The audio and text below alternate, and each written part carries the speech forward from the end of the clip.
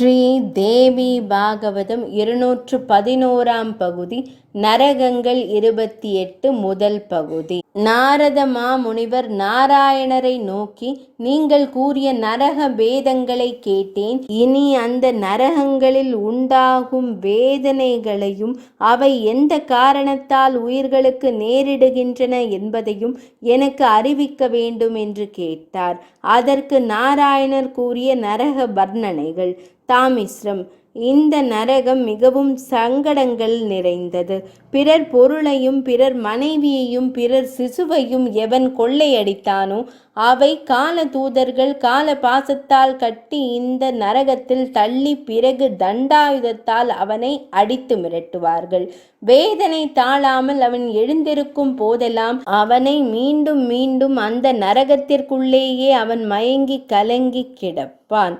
அந்த தாமிஸ்ரம். கணவனை வஞ்சித்து சாப்பிட்ட மனைவி, மனைவியை வஞ்சித்து சாப்பிட்ட கணவன், இத்தகைய கயவர்கள் யம கிங்கரர்கள் வேதனைகளால் வேரற்ற மரம் போல வாடி வதங்கி காய்ந்து போய் கண்ணும் இழந்து அந்த தாமிஸ்ரம் என்ற நரகத்தில் தள்ளப்படுவார்கள்.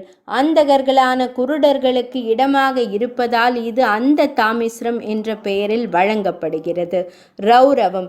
தனக்கு உரிமையில்லாத வீடு, சொத்து, பொன், பொருள் முதலானவற்றை தன்னுடையது என்று தன் நாக்கு வன்மையினால் வாதாடி அபகரித்து கொண்டு சுயநலமையாகி தன் குடும்பத்தை மட்டும் காப்பாற்றி பிறர் குடும்பத்தை சீரழிக்கும் துரோகி எவனோ அவன் தன் மரண காலத்தில் யாதொரு பொருளும் இல்லாமல் துன்புற்று கொடியவர்களும் பயப்படும்படியான இந்த நரகத்தில் தள்ளப்படுவான்.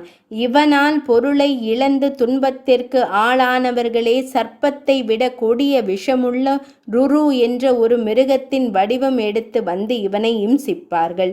இதனால் தான் இது ரௌரவ நரகம் என்ற பெயர் பெற்றது. மகா ரௌரவம். ருரு என்ற அக்கொடிய மிருகங்களை தூரத்திலிருந்து பாவியை துன்புறுத்துவதோடு நில்லாமல் பாவியை சுற்றிலும் சூழ்ந்து கொண்டும் தொல்லை கொடுக்கும். பாவியை வெளியேற விடாமல் துன்புறுத்தி கொண்டே இருக்கும். அதனால் இதற்கு மகா ரௌரவம் என்ற பெயர் வந்தது. கும்பி பாகம். எவன் ஒருவன் குரூரமான மனதோடு பசுக்கள், பறவைகள் முதலான பிராணிகளை கொடூரமாக இம்சித்து கொன்று அவற்றின் இறைச்சியை சமைத்து புசிக்கின்றானோ அவன் யம கிங்கரர்கள் இழுத்து போய் காய்ச்சிய எண்ணெயில் வறுத்து கும்பிபாகம் என்னும் இந்த நரகத்தில் தள்ளிவிடுவார்கள். அவன் கொன்ற பசுக்களின் உடலில் எத்தனை ரோமங்கள் உண்டோ அத்தனை 1000 காலம் அதில் ஆழ்ந்து துன்புற்று கிடப்பான். கும்பி தீயில் பாகப்படும் பதார்த்தம் போல் இவனை பாகப்படுத்துவதால் இந்நரகம் இப்பெயரை பெற்றது. காலசூத்திரம். காலவெண்மை. மாதா பிதா மற்றையோர் ஆகியோரை ஆதரித்து காப்பாற்றாமல் எவன் ஒருவன் துரத்தி விடுகின்றானோ அவனை கால தூதர்கள் இழுத்து போய் இந்த சூத்திர நரகில் தள்ளுவார்கள். இங்கு அக்னியும் சூரிய வெப்பமும் அந்த பாவியை கொளுத்தி வாட்டும். அதனால் அவன் பசி, தாகம் முதலியவற்றால் பீடிக்கப்பட்டு உள்ளும் புறமும் தாவம் அதிகரிக்கப்பட்டு சில சமயம் அமர்ந்தும் சில சமயம் புரண்டும் நின்றும் சில சமயம் ஓடியும் வருந்துவான். சூரியன் காலத்தை காட்டும் சூத்திரமாக இருப்பதால் அவனால் தகிக்கப்படும் இந்த நரகம் கால சூத்திரம் என்ற பெயரை பெற்றுள்ளது. அசிபத்திரம். வாழழகு.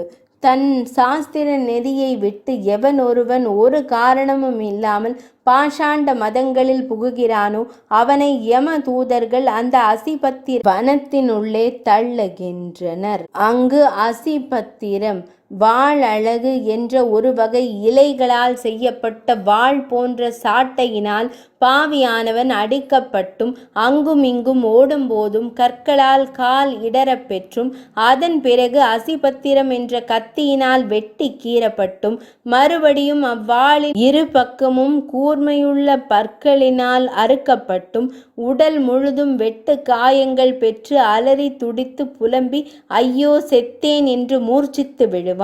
பிறகு அவன் மீண்டும் வேதனை அடைந்து மீண்டும் எழுகிற போதும் இடறி இடறி விழ வேண்டியிருக்கும்.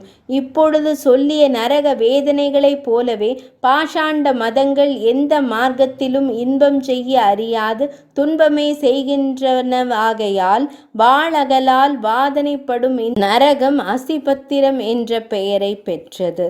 பன்றி முகம். எந்த அரசன் மறையோர்க்கு சரீர தண்டனை விதித்தும் பிறருக்கும் அநீதியான தண்டனைகள் விதித்தும் வாட்டி வதைக்கிறானோ அவனை யமகிங்கரர்கள் இழுத்து போய் பன்றி முகம் போன்று அமைந்திருக்கும் இந்த நரகத்தில் தள்ளிவிடுவார்கள்.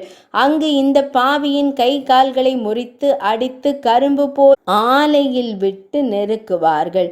அதனால் அவன் மிகவும் சோர்ந்து கலங்கி மயங்கி வீழ்வான். செய்வதை அறிந்தும் செய்யாமல் செய்யத்தகாதவற்றை செய்தவன் ஆகையால் உண்ணத் தகுந்ததை உண்ணாமல் உண்ணப்படாதனவற்றை உண்ணும் பன்றியைப் போலவே உண்பான். அதனால் இந்த நரகம் பன்றி முகம் என்ற பெயர் பெற்றது. அந்த கூபம் பாழுங்கிணறு. எவன் ஒருவன் புகழுடன் இருக்கும் அந்தணனை கொலை செய்கிறானோ, எவன் மறையவனை இரகசியமாக கொல்கிறானோ, இறைவன் நியமன் தவறாமல் வாழ்கிறவனுக்கு எவன் துரோகம் இழைக்கிறானோ அத்தகையவர்களை எல்லாம் யம கிங்கரர்கள் இழுத்து போய் பாழுங்கிணறான இந்த நரகத்தில் தள்ளிவிடுவார்கள். இங்கு கொடூரமான பசுக்கள், மிருகங்கள், பறவைகள், பாம்புகள், கொசுக்கள், மூட்டை பூச்சிகள், ஈக்கள், தேள்கள் முதலியவற்றால் பாவிகள் மிகவும் துன்புற்று தவித்து தத்தளித்தபடியே சுற்றி கொண்டிருப்பார்கள். கிருமி போஜனம். புழு உணவு நரகு. எவன் ஒருவன் தெய்வ பூஜை, அதிதி பூஜை முதலிய பஞ்ச யஜ்ஞங்களை செய்யாமல் உணவருந்துகிறானோ அவனை யமதூதர்கள் 1,00,000 யோஜனை பரப்பளவு உள்ள கிருமி போஜனம் என்ற நரகத்தில் தள்ளுவார்கள். அந்த பாவி புழு வடிவம் எடுத்து நெளிவான். பயங்கரமான அந்த குண்டத்தில் வாழும் மற்றைய புழுக்களாலேயே அவன் புசிக்கப்படுவான். 211ஆம் பகுதி நிறைவடைந்தது.